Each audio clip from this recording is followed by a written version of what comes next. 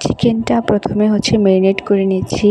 তো ম্যারিনেট করার জন্য এখানে আমি টক দই, লেবুর রস, একটু আদা রসুন বাটা আর লবণ আর একটু মরিচের গুঁড়ো দিয়ে এটা ভালো করে মেখে তারপর আধা ঘন্টা বা 1 ঘন্টার জন্য ঢেকে রেখে দিব।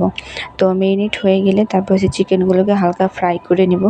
নেওয়ার পর এর মধ্যে পেঁয়াজ বেরেস্তা, তারপর আর যা যা মশলা দিতে হয় ওগুলো দিয়ে আমি এটা চিকেন রোস্টটা রান্না করে নিব।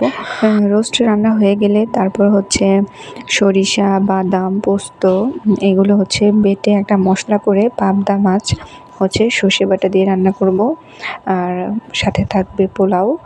আর আমি রান্না করব বাইম মাছ, ছোট ছোট করে আলু কেটে পেঁয়াজ দিয়ে বোনা। তারপর ইলিশ মাছ ভাজা।